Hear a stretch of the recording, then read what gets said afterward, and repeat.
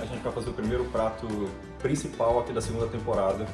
E nesse prato, a minha ideia do que eu resolvi fazer para ele, eu vou juntar aqui 3 elementos por motivos diferentes. O primeiro elemento foi um prato que foi bastante pedido aí na primeira temporada, que é a polenta cremosa. Então, ele vai ser o acompanhamento do principal, né, o acompanhamento da proteína, que vai ser, aí vamos para o motivo da segunda escolha, um filé mignon.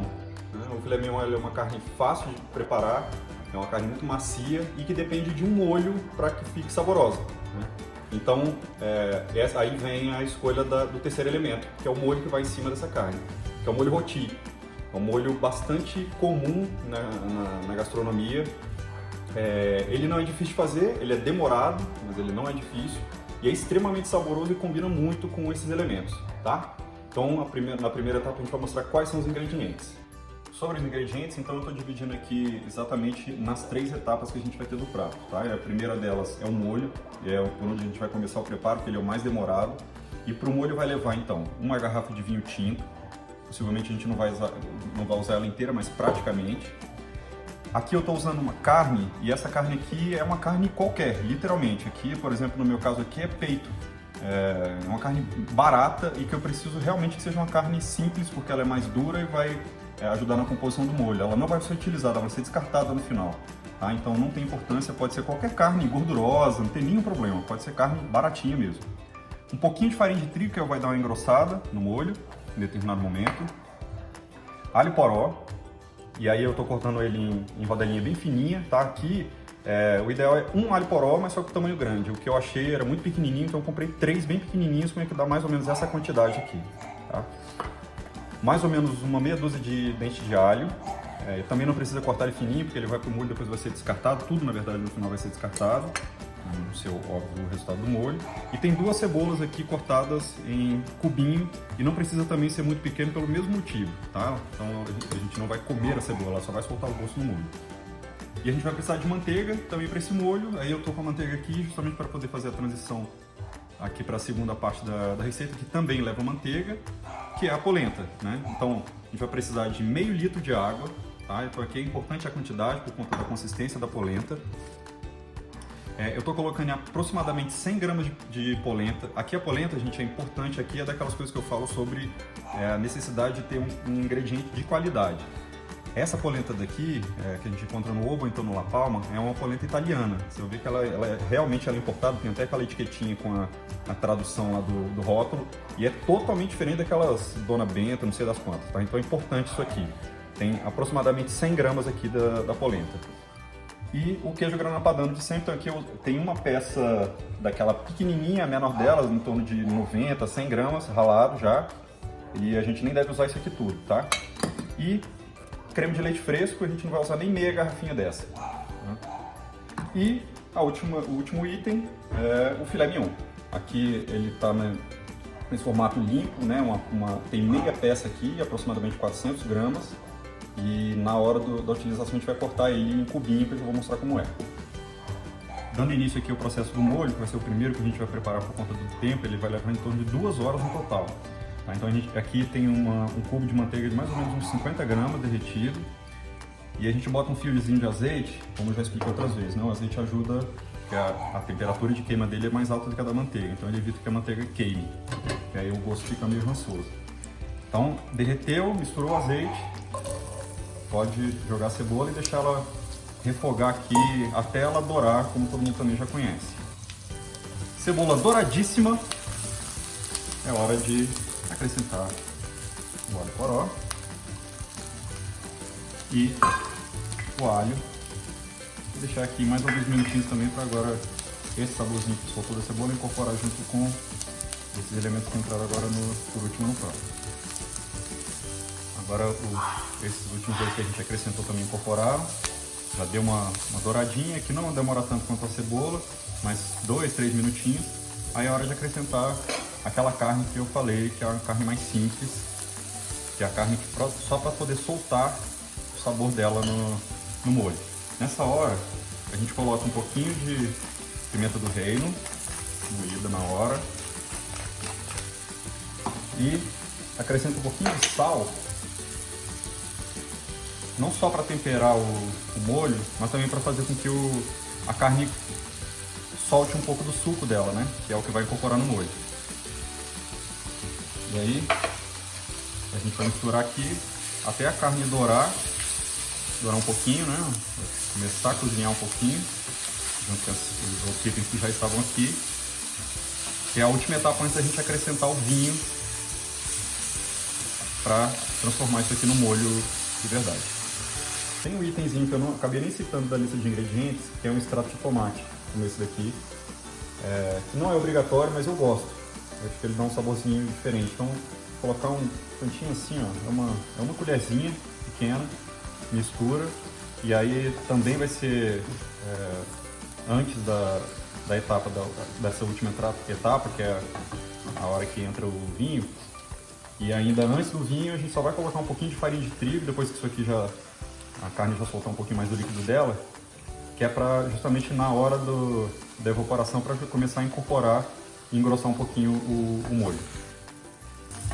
Agora sim, já vejo até tem um caldinho aqui soltando, ó. A mistura já está bastante molhadinha.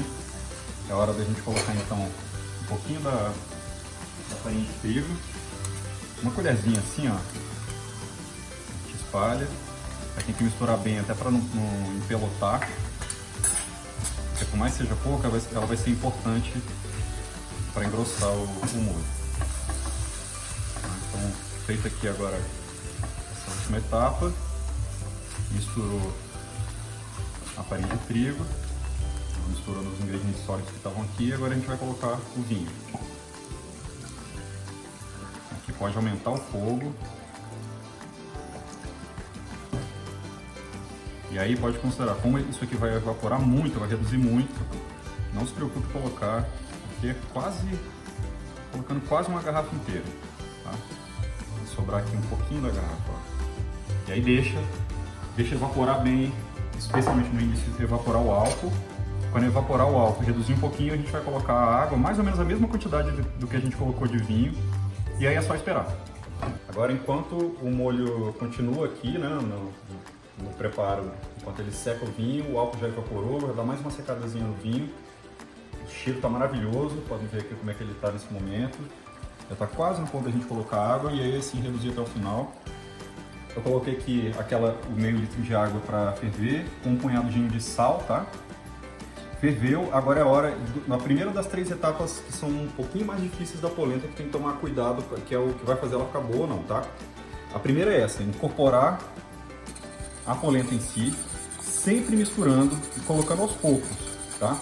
Você pode até achar que está ficando ralo, mas não se preocupe, ela vai engrossar. Tá? Então, água fervente, vai misturando a polenta. Sempre misturando, sem parar de misturar. O ideal é um equipamento como esse que eu estou usando aqui, o fouet, porque ele mistura sem ficar mexendo demais para derramar, então ele ajuda a incorporar bem melhor.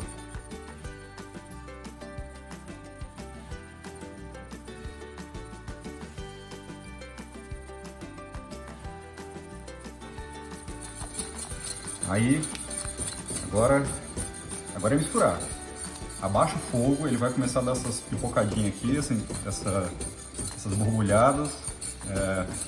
E a ideia aqui agora é você continuar misturando, que esse é o primeiro segredo da polenta, tá? Então a penúltima etapa do molho que é a redução do vinho. Vê como ele já está bastante grossinho, ó. O álcool já se foi há muito tempo, o próprio vinho também já evaporou bastante, só ficou esse molhado aqui da mistura. Então agora a gente vai entrar com a água naquela quantidade que eu tinha falado no início, que é mais ou menos a mesma quantidade que a gente colocou de vinho. Vai ser aí mais ou menos meio litro, um pouquinho mais. E agora sim é esperar. Aqui vai até chegar o volume que a gente espera, que é quando reduzir isso aqui, que vai sobrar somente aquele caldo mais gostoso, que é o mais já com todo o sabor incorporado nele. A segunda etapa da polenta, mas antes deixa eu explicar uma coisa. Eu falei a quantidade inicial da água, que era meio litro, e a gente incorporou a polenta em cima disso, né?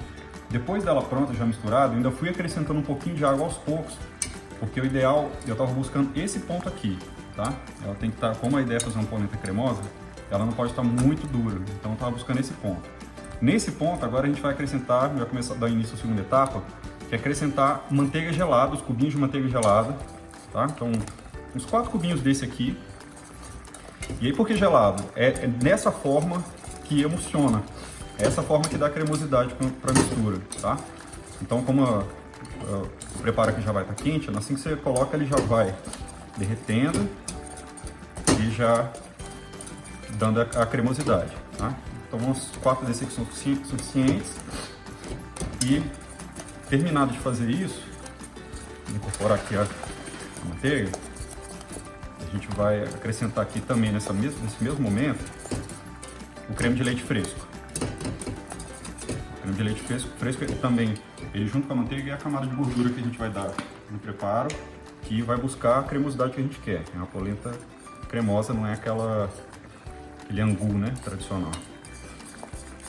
Nessa hora aqui, a gente mistura, incorpora tudo.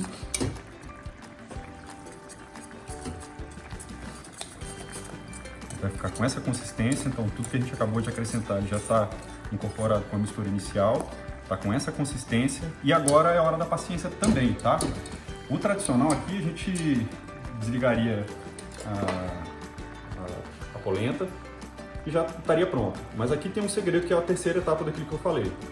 A primeira, então, foi a incorporação inicial da farinhazinha da polenta com a água. A segunda agora, a manteiga e o creme de leite nesse momento, depois da gente acrescentar um pouquinho de água no meio. E a última agora é acreditar que não vai queimar, tá? Aqui a gente vai deixar em torno de meia hora no fogo baixo. Vai começar até a criar uma casquinha aqui em volta, assim, né? Quando ele vai começar a soltar da panela. E aí é o momento que ele vai estar pronto, tá? Vai borbulhar um pouquinho aqui, mostra aqui por favor. Tá começando a borbulhar aqui um pouquinho, isso é normal, ele vai ficar. Então agora é a hora da paciência. De vez em quando dá uma mexidinha, tomar o cuidado realmente para não queimar, mas isso é muito pouco provável de acontecer. E aí é a última etapa para a gente ter a polenta cremosa.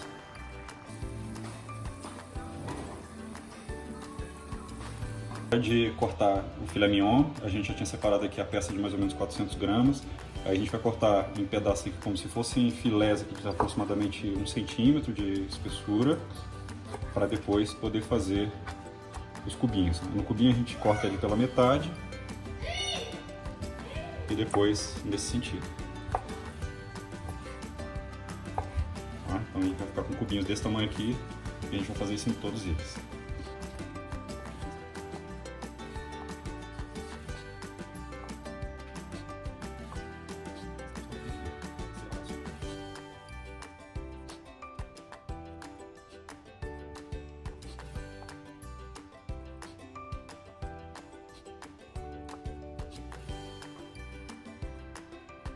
Para a última, assim, dentre os ingredientes, aqui é o último deles. Aqui é o filé mignon cortadinho em cubinho, que a gente mostrou como fazer.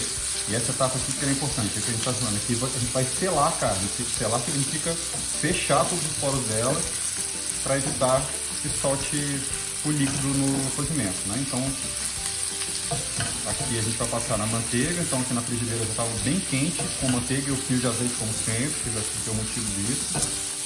E a gente vai dourar bem esse filé mignon. E o fundinho que restar da panela é onde a gente vai finalizar esse caldo depois de coar, o molho na verdade, depois de coar e tirar a parte sólida dele. Aqui a gente vai temperar ele com sal, 2 pingadinhos de sal e pimenta do reino sempre. Dá uma bela aromatizada.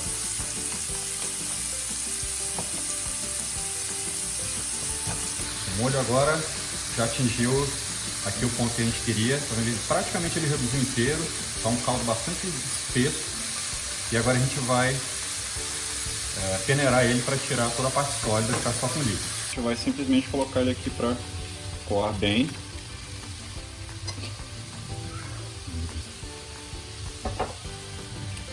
Ele atingiu esse ponto aqui, ó, já está bastante douradinho.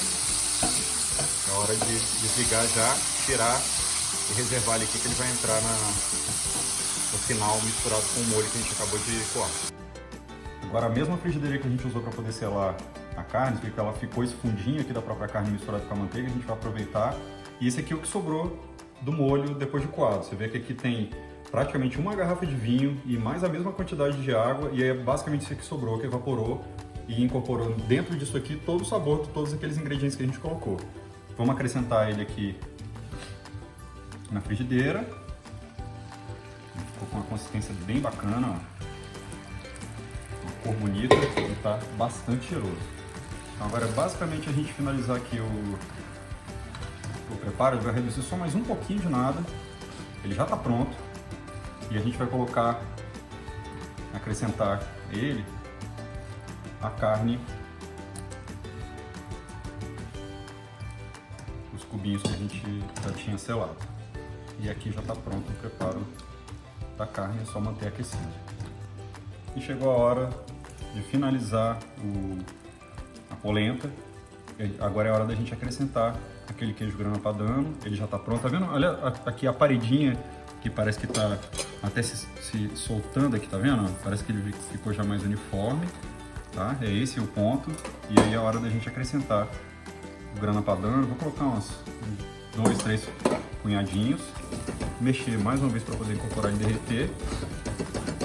E a polenta está pronta. Para quem achar que ainda não, nessa hora aqui o ponto ainda não está com a cremosidade que deveria, pode até acrescentar um pouquinho de creme de leite nesse momento, tá? Não tem problema nenhum, ele não cozinhar. Essa aqui é a última etapa. Chegou então a hora do tratamento. Esse aqui foi o ponto final da polenta, tá vendo que ela realmente ficou bem cremosinha. Olha, tem a puxentinha aqui, ó, por causa do grana padano que a gente acrescentou por último. E aí a gente vai servir primeiro com uma boa colherada dela. A gente coloca aqui no meio do prato.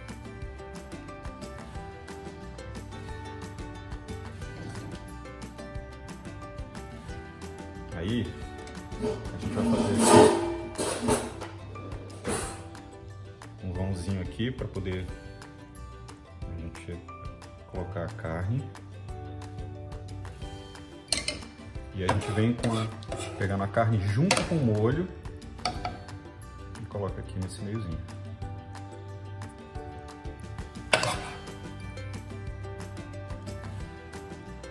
Aí.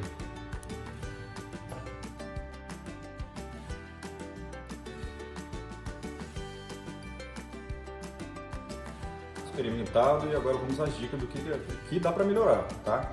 Então, seguindo exatamente o passo a passo que a gente fez aqui, acho que tem duas coisas que a gente tem que observar. Primeiro, o molho tem que tomar muito cuidado com relação à quantidade de sal. Por quê? Primeiro que os itens que já vão nele, eles já são bastante fortes. E aí a gente ainda acrescenta no final a carne que já é temperada com sal e pimenta, né? Então, naquela hora que a gente vai temperar aquela carne lá, que no meu caso foi aqui o peito, dentro do molho, que a gente vai botar um pouquinho de sal para ele poder soltar a água, tem que tomar cuidado com aquela quantidade. Então, eu diminuiria a quantidade que eu botei. Não ficou salgado, mas eu diminuiria a quantidade de sal para o molho. Essa é a primeira dica. A segunda dica é o cuidado com relação ao ponto da polenta.